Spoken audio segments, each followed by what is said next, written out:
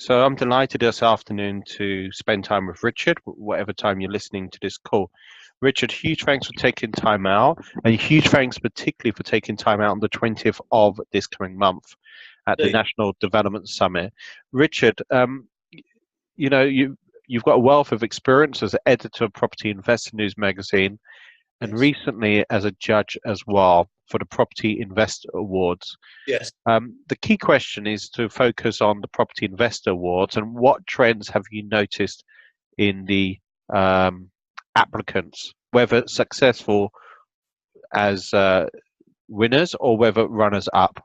Indeed. No, I mean, this was the third year that I'd been a judge for the Property Investor Awards, which took place, the ceremony took place early December.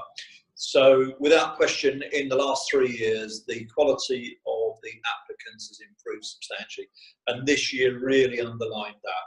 The individuals and their companies who, not only the award winners, but the runners-up and some of the other candidates for each of the individual awards, the quality has improved leaps and bounds in the last 2 years in particular, and last year, the most recent awards. The winners, the level of detail, I mean, obviously the judging, the criteria, Cyril Thomas, who organises the awards, has really upped his game this year to ensure that the awards are transparent, and also that the awards are a reflection of the industry. So the people that won the awards this year, the ones that I looked at in much, really high quality developments, high quality applications, a lot of detail, which underlines professionalism, all the things that I've been trying to get across to people in the last few years as the market has evolved, as the market's changed. Sure. Richard, so I know you're coming along to the summit, you're giving a market overview. Yes. What should people expect from and it's just a short presentation, but what should people take away from that? Well, they're going to without going into too much. Yeah, they're going to be taking away a lot of questions because I don't have a crystal ball. I don't have the answers. If I knew what was going to happen with Brexit, as an example, I wouldn't be sitting here. Because there's so much uncertainty out there. But I'll be posing a lot of questions that people need to think about on the day, because my initial talk is going to be, I believe, one of the first talks on the day. So what I'm going to be presenting is lots of things for people to think about, and which will set the scene, to listen to the panels, to listen to the speakers. You've got a great lineup of speakers this year, Brendan. Really looking forward to taking part in it and hearing what people have got to say myself, because we never stop learning. I'm at a certain stage in my life, but you never stop learning. Sure. Richard, just to go back to the awards again. So when should people, and I know it's Cyril's project more than yours. Yeah. But when do people apply if they're thinking of applying to be a nominee? Early summer. Yeah. Okay. So around June time is when. But the thing is, which was really noticeable this year, the amount of information that people have to make available, the degree of scrutiny, the analytics, the numbers, substantial increase in the quality, but also the depth of information. I suppose that's the point I'm trying to make. Sure. Which will help, because at the end of the day, we're not in a situation where 12 people are going to be going and looking at every single project live.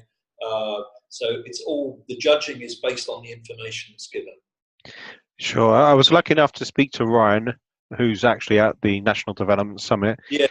And he gave me, some feedback about what it's like from him as an award winner, yes. i.e. that on the day that they can be contacted by Cyril and his team.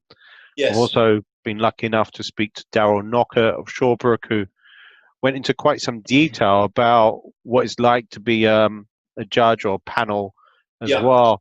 Richard, if we could just summarize in one short tip, and maybe it's hard to summarize too shortly. If people are thinking of being an award-winning nominee, what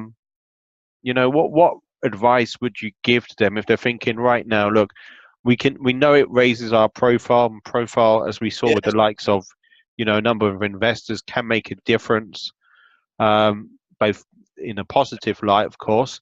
So just looking on the positive side, what can people do now, because the summer is quite some time away? How can they, of course, make sure the numbers stack up and make sure it's a good deal? But any other advice you'd give to a nominee? Well, recognise that people have upped their game in terms of their presentations and the degree of detail that they're providing for the awards in terms of the judging process.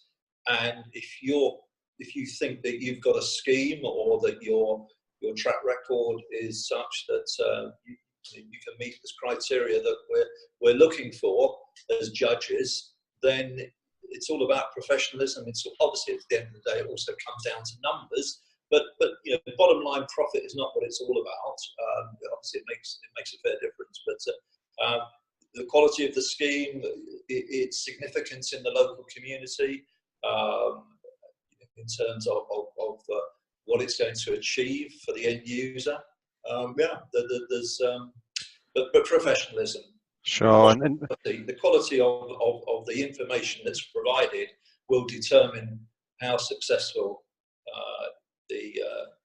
your nomination will be. Richard, I just want to say huge thanks for taking time out. Everyone knows how they can subscribe to Property Investor News magazine, or hopefully they do.